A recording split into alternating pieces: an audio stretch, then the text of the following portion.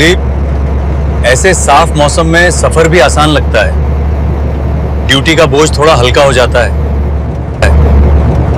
जी साहब, आगे सिर्फ सिंगल रोड है, रास्ता बिल्कुल साफ है।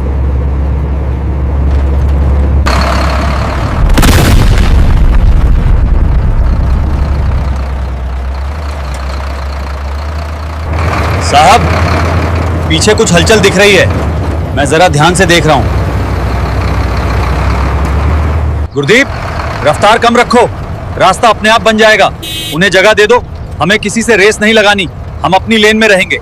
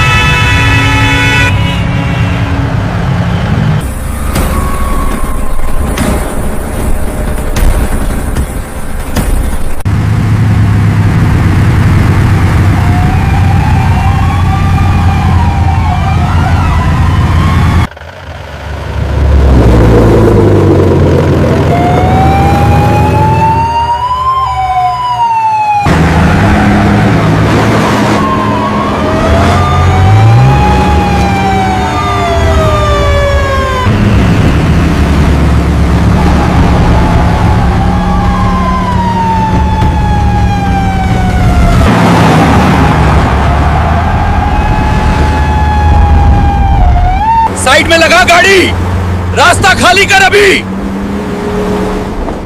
साहब, अब क्या खेत में उतार दूं गाड़ी? पूरी रोड तो खाली पड़ी है, दाहिनी तरफ तो रास्ता बिल्कुल खाली है। शांत रहो गुरदीप, सब्र रखो, हालात हम संभाल लेंगे। गाड़ी आगे बढ़ाओ, किसी की परवाह मत करो। आज इन्हें बताना है कि मैं कौन हूं।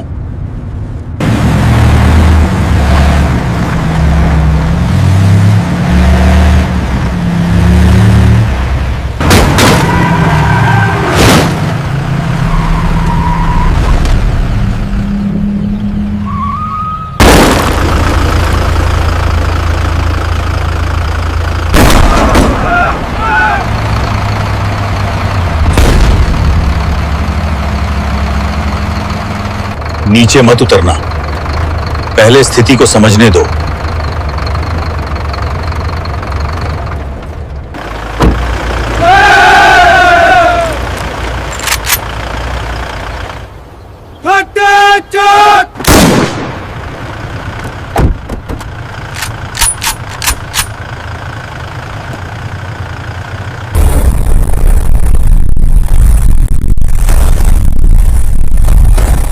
दोपहर के करीब 2 बजे का समय था। उत्तर भारत के मैदानी इलाकों में सूरज पूरी तेजी से चमक रहा था, लेकिन हवा में एक हल्की ठंडक अभी भी मौजूद थी। यह एक ग्रामीण इलाका था, जहां दूर दूर तक केवल हरियाली ही दिखाई दे रही थी। रास्ते के दोनों तरफ सरसों और गेहूं के खेत लहलहा रहे थे। पीली सरसों के फूल सूरज की रोशनी में सोने की तरह चमक रहे थे। यह दृश्य इतना सुंदर था कि किसी का भी मन मोह ले, लेकिन इस शांत वातावरण में एक अनुशासित हलचल भी थी। इस संकरे लेकिन पक्के रास्ते पर भारतीय सेना का एक ऑलिव ग्रीन रंग का 2.5 टन का ट्रक अपनी तय गति से आगे चल रहा था। ट्रक पुराना था, लेकिन उसकी देखभाल इतनी बेहतरीन थी कि वह नए वाहनों को भी मात दे रहा था। ट्रक के इंजन की एक लयबद्ध आवाज थी, जो शोर कम और ताकत का एहसास ज्यादा करा रही थी। ट्रक के अंदर अगली सीट पर कर्नल विक्रम सिंह बैठे थे। कर्नल विक्रम 45 वर्ष के एक फिट और प्रभावशाली अधिकारी थे। उनकी मूछें घनी और तराशी हुई थीं और आंखों में एक ऐसी चमक थी जो वर्षों के अनुभव और अनुशासन से आती है। उन्होंने अपनी बेरेट उतारकर गोद में रखी हुई थी और बाहर के खेतों को देख रहे थे। ट्रक को लांस नायक गुरदीप चला रहा था, जो बहुत ही सतर्क और कुशल ड्राइवर था। पीछे की तरफ 4 और जवान बैठे थे जो आपस में धीमी आवाज में बातें कर रहे थे। वे एक रूटीन मूवमेंट पर थे, एक बेस से दूसरे बेस की ओर जा रहे थे। रास्ते पर ट्रैफिक न के बराबर था। कभी कभार कोई ट्रैक्टर या साइकिल सवार गुजर जाता था। कर्नल विक्रम ने गुरदीप से कहा, गुरदीप, मौसम बहुत साफ है आज। अगर हम इसी रफ्तार से चलते रहे तो शाम तक छावनी पहुंच जाएंगे। गुरदीप ने मुस्कुराते हुए जवाब दिया, जी साहब, रास्ता भी अच्छा है और ट्रैफिक भी नहीं है। बस ये सिंगल वे है, इसलिए जरा ध्यान रखना होता है। सब कुछ शांत था, लेकिन यह शांति बस कुछ ही पलों की मेहमान थी। अचानक पीछे से एक तेज और चुभने वाली आवाज ने शांति भंग कर दी। यह एक हाई डेसिबल वाला प्रेशर हॉर्न था, जिसे आमतौर पर गैर कानूनी माना जाता है। गुरदीप ने साइड मिरर में देखा। धूल का एक विशाल गुब्बार पीछे से उठता हुआ दिखाई दे रहा था। साहब, पीछे कोई वीआईपी काफिला लग रहा है, गुरदीप ने शीशे में देखते हुए कहा। कर्नल विक्रम ने पीछे घूमकर देखा नहीं, बस शांत भाव से कहा, उन्हें जगह दे दो गुरदीप, हमें किसी से रेस नहीं लगानी, हम अपनी लेन में रहेंगे। गुरदीप ने ट्रक को रास्ते के बिल्कुल बाईं ओर दबा दिया। ट्रक के पहिए रास्ते से उतरकर कच्ची पटरी पर आ गए, ताकि पीछे से आने वाले वाहनों को निकलने के लिए पूरी जगह मिल सके। आर्मी का अनुशासन यही सिखाता है, आम नागरिकों को पहले रास्ता देना। लेकिन पीछे आने वाला काफिला कोई साधारण काफिला नहीं था। यह इलाके के बाहुबली विधायक एमएलए रतन प्रताप सिंह का काफिला था। सबसे आगे काले रंग की महिंद्रा स्कॉर्पियो थी, जिस पर लाल और नीली बत्तियां लगी थीं, जो अब नियमों के विरुद्ध थीं, लेकिन यहां नियम विधायक जी का चलता था। उसके पीछे काफिले की शान एक दूधिया सफेद रंग की टोयोटा लेजेंडर चल रही थी। यह कार विधायक की थी और उसके पीछे सुरक्षा कर्मियों से भरी 7 और काली स्कॉर्पियो कारें थीं। कुल मिलाकर 8 स्कॉर्पियो और एक टोयोटा लेजेंडर का यह काफिला रास्ते पर दहशत फैलाता हुआ आ रहा था। हालांकि आर्मी ट्रक ने रास्ते पर काफी जगह दे दी थी, फिर भी काफिले की जीपें लगातार हॉर्न बजा रही थीं। सायरन की आवाज से पूरा गांव गूंज रहा था। खेतों में काम कर रहे किसान सिर उठाकर इस तमाशे को देखने लगे। सबसे आगे चल रही एस्कॉर्ट कार स्कॉर्पियो तेजी से ट्रक के बगल में आई। उसमें बैठे गनमैन ने खिड़की से हाथ निकालकर ट्रक ड्राइवर गुरदीप को और नीचे उतरने का इशारा किया। गुरदीप बड़बड़ाया, साहब, अब क्या खेत में उतार दूं ट्रक? पूरा रास्ता तो खाली है। कर्नल विक्रम ने शांत रहते हुए कहा, ध्यान मत दो गुरदीप, बस चलते रहो, अपनी गति धीमी रखो। विधायक की टोयोटा लेजेंडर अब ट्रक के बराबर आ गई थी। विधायक रतन प्रताप सिंह अपनी सीट पर बैठे बैठे यह सब देख रहे थे। उन्हें यह बात हजम नहीं हो रही थी कि एक मामूली ट्रक ने उनकी रफ्तार कम कर दी। उन्हें लगा कि ट्रक ड्राइवर ने जानबूझकर उन्हें साइड देने में देरी की। उनका अहंकार, जो उनकी ताकत और पैसों के नशे में चूर था, उन्हें यह सोचने पर मजबूर कर रहा था कि यह ट्रक वाला उनका अपमान कर रहा है। विधायक ने अपने ड्राइवर को आदेश दिया, कार आगे लगा इसके, देखता हूं कौन है ये। ड्राइवर ने टोयोटा लेजेंडर का एक्सीलेटर दबाया। भारी भरकम एसयूवी ने एक झटके में रफ्तार ली और आर्मी ट्रक को ओवरटेक किया, लेकिन ओवरटेक करके वह सीधा नहीं गया। विधायक के इशारे पर ड्राइवर ने अचानक कार को आर्मी ट्रक के बिल्कुल सामने लाकर कट मारा और जोर से ब्रेक लगा दिए। यह एक बहुत ही खतरनाक कदम था। ध्यान से, कर्नल विक्रम चिल्लाए। गुरदीप ने अपनी पूरी ताकत से ब्रेक पेडल दबाया। आर्मी के भारी ट्रक के टायरों ने रास्ते पर घर्षण किया और एक तीखी छी छी की आवाज गूंजी। ट्रक विधायक की चमचमाती लेजेंडर के बम्पर से महज कुछ इंच की दूरी पर रुका। अगर गुरदीप सतर्क न होता तो एक भयानक दुर्घटना हो सकती थी। ट्रक के झटके से पीछे बैठे जवान एक दूसरे से टकराए। कर्नल विक्रम ने डैशबोर्ड पर हाथ रखकर खुद को संभाला। वातावरण में अब धूल और जले हुए टायरों की गंध थी। कर्नल विक्रम का चेहरा अब भी शांत था, लेकिन उनकी भौहें तन गई थीं। उन्होंने गुरदीप से कहा, नीचे मत उतरना, पहले स्थिति को समझने दो। सामने रुकी टोयोटा लेजेंडर और बाकी की 8 स्कॉर्पियो कारों के दरवाजे एक साथ खुले। ऐसा लगा जैसे किसी फिल्म का सीन चल रहा हो। काली वर्दियों में निजी सुरक्षा कर्मी और सफारी सूट पहने गनमैन बंदूकों के साथ बाहर निकले और उन्होंने आर्मी ट्रक को घेरना शुरू कर दिया। सबसे अंत में टोयोटा लेजेंडर का दरवाजा खुला। विधायक रत्न प्रताप सिंह बाहर निकले। सफेद खादी का कुर्ता पायजामा, गले में सोने की मोटी चेन और आंखों पर महंगा काला चश्मा। उनके चेहरे पर क्रोध और अहंकार साफ झलक रहा था। वे चलते हुए ट्रक के ड्राइवर साइड की तरफ आए। विधायक ने ट्रक के दरवाजे पर जोर से हाथ मारा और चिल्लाया, ओए ड्राइवर, नीचे उतर। तुझे दिखाई नहीं देता पीछे कौन आ रहा है? हॉर्न सुनाई नहीं देता तुझे? कर्नल विक्रम ने गुरदीप को शांत रहने का इशारा किया और खुद अपनी साइड का दरवाजा खोला। वे नीचे उतरे। उनके जूते रास्ते पर टिके तो एक सधी हुई आवाज आई। कर्नल ने अपनी वर्दी ठीक की, बेरेट पहनी और घूमकर विधायक की तरफ आए। विधायक रतन प्रताप ने कर्नल को देखा। उसे लगा था कोई डरपोक ड्राइवर होगा, लेकिन सामने भारतीय सेना का एक कर्नल मौजूद था।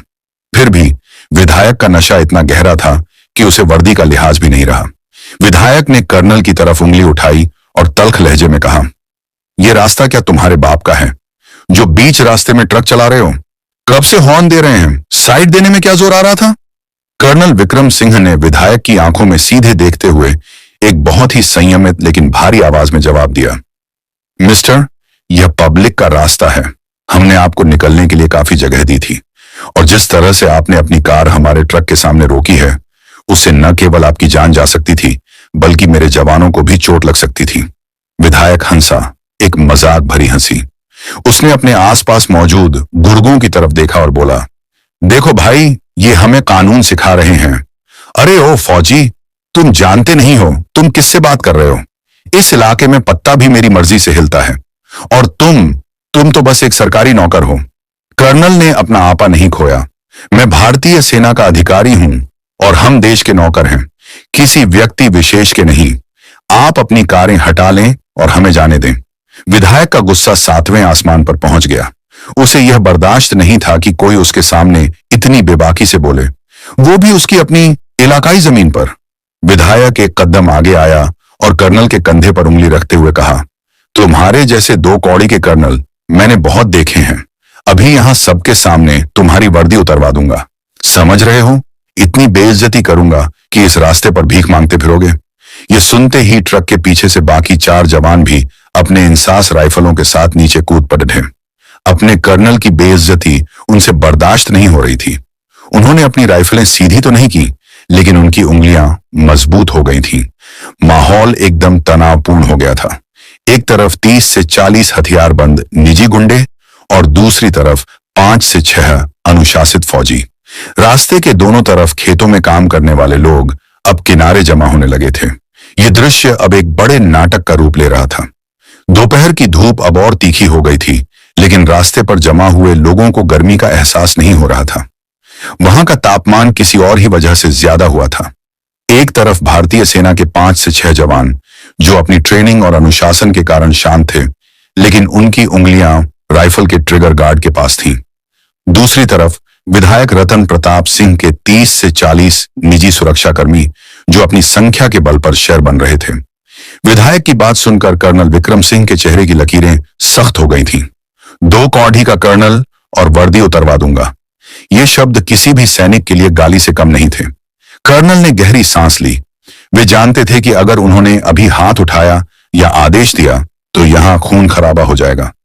ये गुंडे भले ही संख्या में ज्यादा हों, लेकिन उनके ट्रेंड कमांडोज के सामने ये 5 मिनट भी नहीं टिकेंगे। लेकिन कर्नल विक्रम एक जिम्मेदार अफसर थे। वे आम नागरिकों के बीच गोलीबारी नहीं चाहते थे। उन्होंने अपने जवानों की तरफ देखा और कड़क आवाज में आदेश दिया, जवानों, अपनी पोजीशन लो, लेकिन फायर नहीं करना है जब तक मेरा आदेश न हो। Stand down. जवानों ने अपने अफसर का आदेश माना, लेकिन उनकी आंखों में विधायक के लिए गुस्सा साफ दिख रहा था। कर्नल की शांति को विधायक ने उनकी कमजोरी समझ लिया। उसे लगा कि फौजी डर गए हैं। वह जोर से हंसा और अपने गुर्गों की तरफ देखकर बोला, देखा, ठंडी पड़ीडी हाच गई इनकी गर्मी। ये वर्दी वाले सिर्फ बॉर्डर पर शेर बनते हैं, हमारे सामने तो भीगी बिल्ली है। विधायक फिर से कर्नल के करीब आया।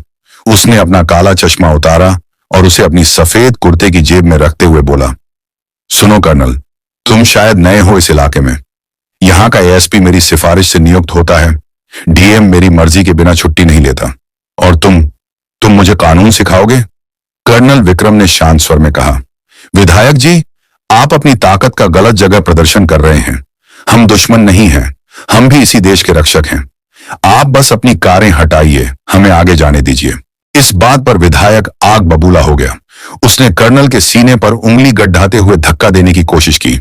हटाऊंगा, कारें भी हटाऊंगा, लेकिन तब जब तुम मेरे पैरों में गिरकर माफी मांगोगे। तुमने मेरी कार रोकी, मेरा समय बर्बाद किया। अब माफी मांगो, वरना यहीं सबके सामने तुम्हारा कोर्ट मार्शल करवा दूंगा। इस बीच रास्ते के दोनों तरफ तमाशबीनों की भीड़ जमा होती जा रही थी। आसपास के खेतों से मजदूर, ट्रैक्टर चालक और राहगीर रुक गए थे। पहले लोग डर रहे थे, लेकिन विधायक की बदतमीजी अब हद पार कर रही थी। भीड़ में कुछ कॉलेज के लड़के भी थे जो शायद शहर से लौट रहे थे। उन्होंने जब देखा कि एक नेता देश के जवानों के साथ ऐसा सुलूक कर रहा है, तो उन्होंने चुपके से अपने मोबाइल फोन निकाल लिए। एक लड़के ने धीरे से अपने दोस्त से कहा, भाई वीडियो बना, ये विधायक तो आर्मी वालों को गालियां दे रहा है, इसे वायरल करेंगे। दोस्त ने कैमरा ऑन किया और रिकॉर्डिंग शुरू कर दी। विधायक का चिल्लाना, गालियां देना और कर्नल का शांत रहना, सब कुछ रिकॉर्ड हो रहा था। विधायक का ध्यान इस तरफ नहीं था, वह अपने अहंकार के नशे में चूर था। उसे लग रहा था कि वह यहां का राजा है और कोई उसका कुछ नहीं बिगाड़ सकता। विधायक ने अपनी फॉर्च्यूनर की बोनट पर हाथ मारा और चिल्लाया, अरे ओ, कहां गया वो एसपी? मिलाओ फोन उसको, अभी के अभी। उसका एक चमचा पीए भागता हुआ आया और फोन मिलाने लगा। कर्नल विक्रम ने अब अपनी आवाज थोड़ी ऊंची की ताकि वहां मौजूद जनता भी सुन सके। मिस्टर रतन प्रताप, आप एक जनप्रतिनिधि हैं। आपको शोभा नहीं देता कि आप वर्दी का अपमान करें। यह वर्दी किसी नेता की खैरात नहीं है। इसे पहनने के लिए खून पसीना बहाना होता है। आप जो कर रहे हैं वह भारतीय दंड संहिता आईपीसी और आर्मी एक्ट के तहत संगीन अपराध है। विधायक ने थूकते हुए कहा, कानून में लिखता हूं यहां। अपराध तब होगा जब पुलिस लिखेगी, और पुलिस मेरी जेब में है। विधायक ने फिर एक भद्दी गाली दी। यह गाली सुनकर लांस नायक गुरदीप का सब्र टूट गया। वह आगे आया, साहब बस बहुत हो गया, एक हुक्म दीजिए, इसकी हेकदी अभी निकाल देते हैं। कर्नल ने गुरदीप का हाथ थामकर उसे रोक दिया। नहीं गुरदीप, हम कानून हाथ में नहीं लेंगे, इसका जवाब कानून ही देगा, संयम रखो। विधायक ने गुरदीप को आगे आते देखा तो वह और भी आक्रामक हो गया। आ ना, मार मुझे, हाथ लगा के दिखा। अगर तूने मुझे उंगली भी लगाई ना तो पूरे खानदान को जेल में सर ढवा दूंगा। लगभग 20 से 25 मिनट हो चुके थे। जाम लग गया था। विधायक न तो आगे जा रहा था और न ही आर्मी ट्रक को जाने दे रहा था। वह बस अपनी ताकत का प्रदर्शन कर रहा था। कर्नल विक्रम समझ चुके थे कि बातों से यह आदमी नहीं मानने वाला। कर्नल ने धीरे से अपनी जेब से अपना वॉकी टॉकी निकाला। उन्होंने सोचा कि अब लोकल पुलिस या हेडक्वार्टर को सूचित करने का समय आ गया है। जैसे ही उन्होंने वॉकी टॉकी ऑन किया, विधायक ने झपट्टा मारकर उसे छीनने की कोशिश की। किसे फोन कर रहा है बे? रख इसे नीचे। कर्नल ने फुर्ती से अपना हाथ पीछे किया और विधायक का हाथ हवा में ही रह गया। कर्नल की आंखों में अब अंगारे दहक रहे थे। उन्होंने बहुत ही धीमी और खतरनाक आवाज में कहा, हाथ मत लगाना विधायक जी।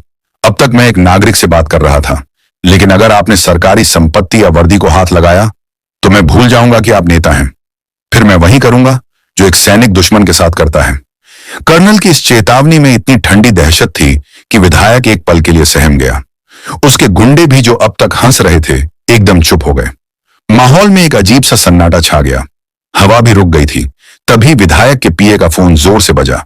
उसने फोन उठाया, कुछ सुना और उसके चेहरे का रंग उड्डी अच गया। वह भागता हुआ विधायक के पास आया। सर, बद्धा फोन है। विधायक ने झुंझलाते हुए कहा, किसका है? कह दो बिजी हूं अभी। पीए ने कांपते हुए कहा, सर पार्टी हाई कमान से है और सर वो बहुत गुस्से में लग रहे हैं। विधायक के माथे पर पसीने की पहली बूंद छलकी। उसने कर्नल की तरफ एक शक भरी नजर डाली और फिर कांपते हाथों से फोन थाम लिया। दोपहर की उस तपती धूप में रास्ते के बीचों बीच मौजूद विधायक रतन प्रताप सिंह अपने हाथ में वो फोन थामे हुए था। उसके माथे पर पसीना अब साफ दिखाई दे रहा था। अभी कुछ पल पहले तक जो चेहरा घमंड से लाल था, अब वह डर से पीला पड़ने लगा था। फोन की स्क्रीन पर चमकता हुआ नाम उसके लिए किसी यमराज के संदेश से कम नहीं था। यह कॉल पार्टी के प्रदेश अध्यक्ष का था, जो आम तौर पर सीधे विधायकों को फोन नहीं करते थे जब तक कि मामला बेहद गंभीर न हो। चारों तरफ एक अजीब सा सन्नाटा छा गया था। कर्नल विक्रम सिंह अभी भी अपनी जगह पर अडिग थे। उनकी आंखों में वही ठहराव था जो एक तूफान से पहले समुद्र में होता है।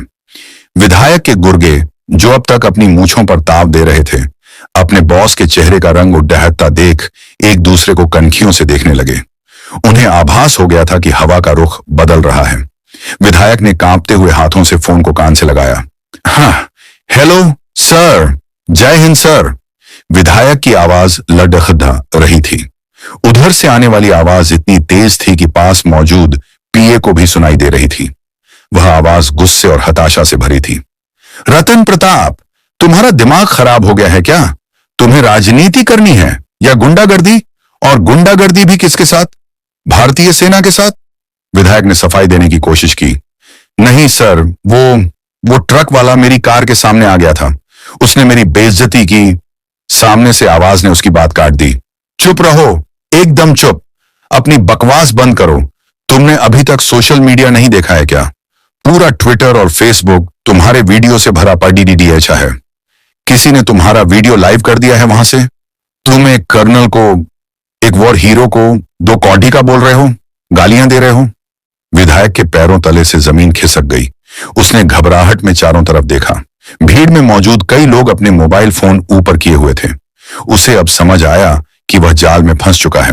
फोन पर आवाज जारी थी। सुनो रतन, दिल्ली तक बात पहुंच गई है।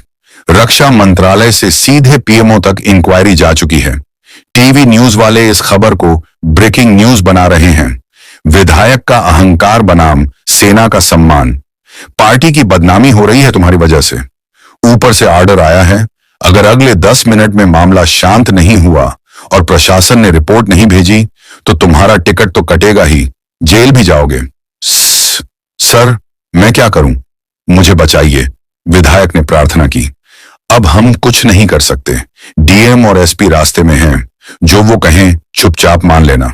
और हाँ, उस कर्नल से उलझने की अब एक और गलती मत करना, वरना पार्टी तुम्हें पहचानने से भी इनकार कर देगी। फोन कट गया। विधायक के हाथ से फोन लगभग छूटने ही वाला था। टूटी टूटी आवाज, टिकट कटेगा, जेल, उसके कानों में गूंज रहा था। जिस समय विधायक रास्ते पर कर्नल को धमका रहा था, उसी समय वह वीडियो इंटरनेट की दुनिया में आग की तरह फैल चुका था।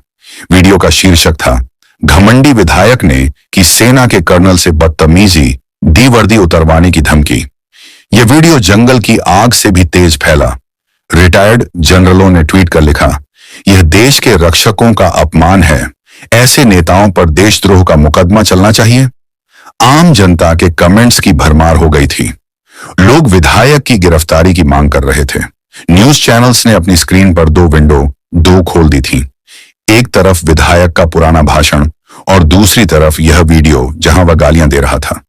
एंकर चिल्ला चिल्ला कर पूछ रहे थे, क्या खादी को वर्दी के अपमान का हक है? दबाव इतना ज्यादा हो गया था कि राज्य के मुख्यमंत्री को खुद संज्ञान लेना पड़ा।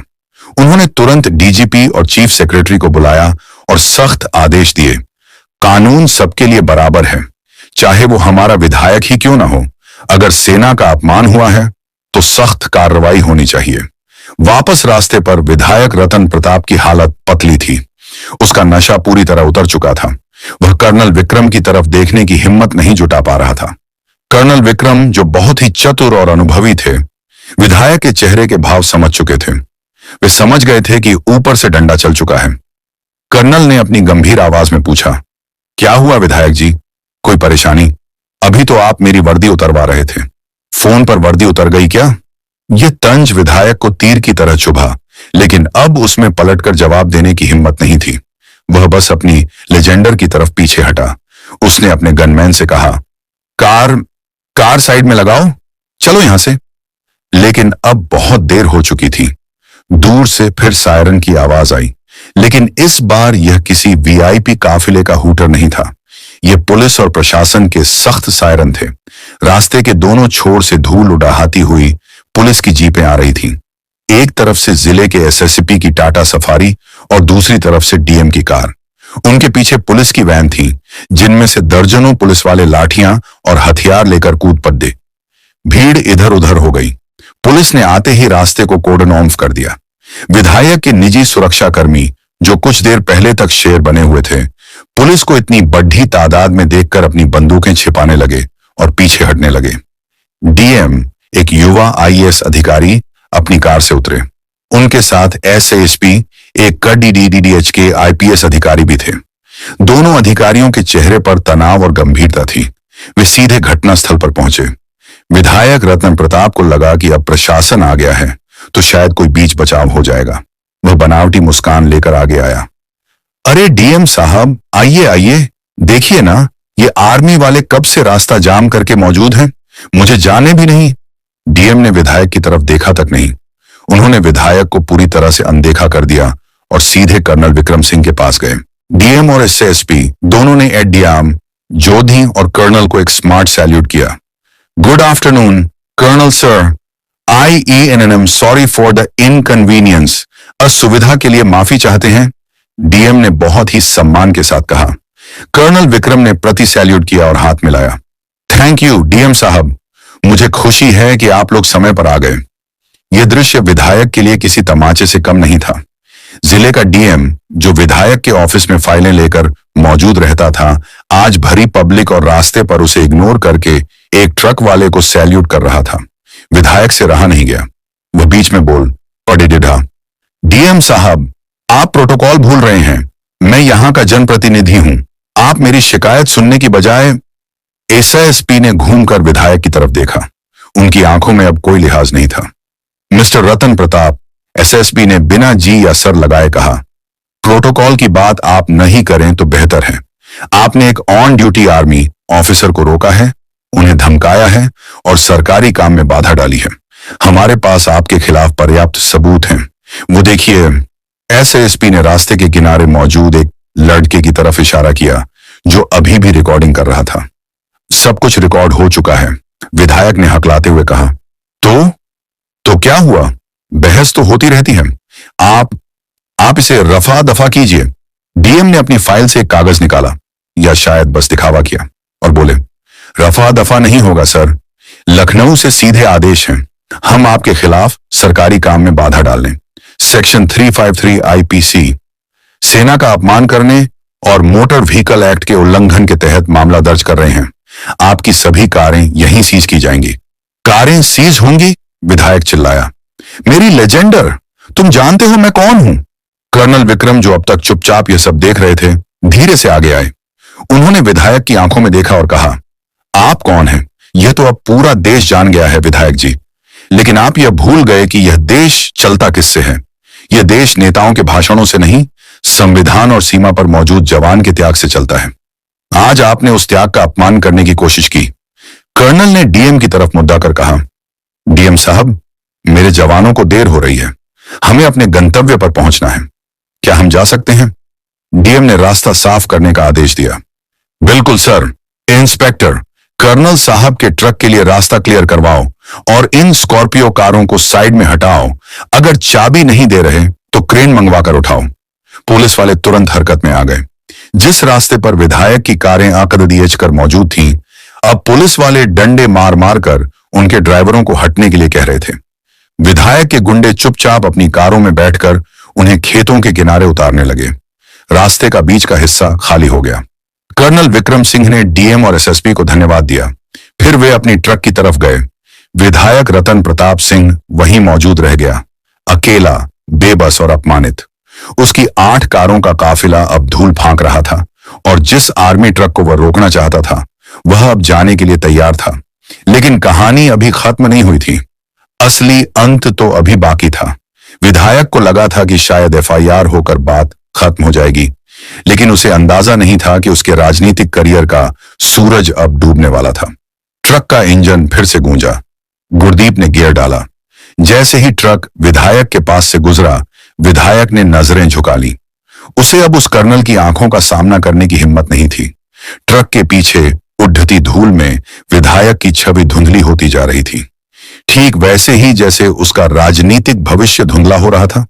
धूल के गुब्बार के बीच आर्मी का वह पुराना लेकिन मजबूत ट्रक धीरे धीरे आगे चला गया।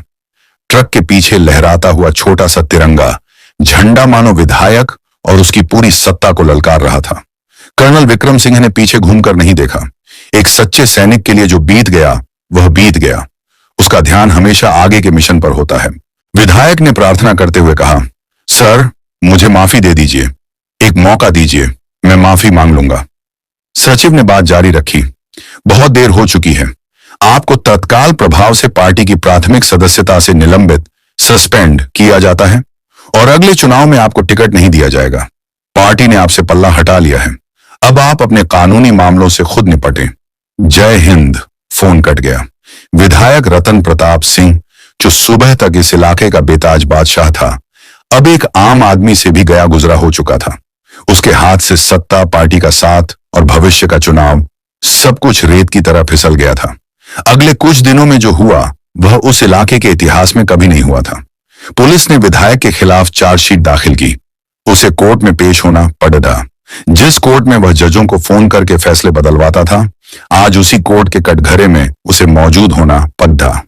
जज ने उसे जमानत देने से भी मना कर दिया और उसे न्यायिक हिरासत, जुडिशियल कस्टडी में भेज दिया गया। उसकी कारें जब्त कर ली गईं। उसके गनमैन का लाइसेंस रद्द कर दिया गया। जिस 2 कौंधी की बात उसने कर्नल से की थी, आज उसकी खुद की साख 2 कौंधी की नहीं रही थी। लगभग 1 महीने बाद वही रास्ता, वही खेत, वही मौसम। कर्नल विक्रम सिंह उसी रास्ते से वापस अपनी यूनिट लौट रहे थे। इस बार वह अपनी पर्सनल जिप्सी में थे। जब उनकी कार उस जगह से गुजरी जहां वह घटना हुई थी, तो कर्नल ने देखा कि वहां एक छोटा सा बोर्ड लगा दिया गया है। बोर्ड पर लिखा था, जय जवान जय किसान मार्ग। गांव वालों ने उस घटना की याद में उस रास्ते का नाम ही बदल दिया था। कर्नल की कार वहां रुकी। पास ही खेत में काम कर रहा एक बुजुर्ग किसान भागता हुआ आया। उसने कर्नल को पहचाना और हाथ जोड़कर कहा, साहब, उस दिन आपने जो किया उसने हमारी आंखें खोल दी। हमें लगा था कि नेताओं के सामने कोई नहीं बोल सकता, लेकिन आपकी वर्दी ने हमें सिखा दिया कि सच्चा राजा वो नहीं जो डराता है, बल्कि वो है जो देश की रक्षा करता है। कर्नल विक्रम मुस्कुराए। उन्होंने बुजुर्ग का हाथ थामते हुए कहा, बाबा, यह वर्दी हमें डराना नहीं, बस अपने हक के लिए मौजूद होना सिखाती है। जब तक हम और आप साथ हैं, कोई भी बाहुबली इस देश के कानून से बद्धा नहीं हो सकता। कर्नल ने सैल्यूट किया और आगे चले गए। विधायक रतन प्रताप सिंह आज भी अपनी जमानत के लिए कोर्ट के चक्कर काट रहे हैं। उनकी राजनीति खत्म हो चुकी है और कर्नल विक्रम सिंह, वह आज भी सीमा पर कहीं तैनात हैं, खामोशी से अपना फर्ज निभा रहे हैं। दोस्तों, मेरा अनुभव यह कहता है कि पद और कुर्सी तो किराए की होती है, आज है, कल नहीं होगी, लेकिन आपका व्यवहार और आपका चरित्र, वो आपकी अपनी कमाई है। दोस्तों, पद चला जाता है, ताकत छिन जाती है, लेकिन इंसान का चरित्र हमेशा उसके साथ रहता है। अगर आप भी मेरे इन विचारों से सहमत हैं, तो वीडियो को लाइक कीजिए और ऐसे ही सच्चे और जरूरी संदेशों के लिए चैनल को सब्सक्राइब जरूर कीजिए।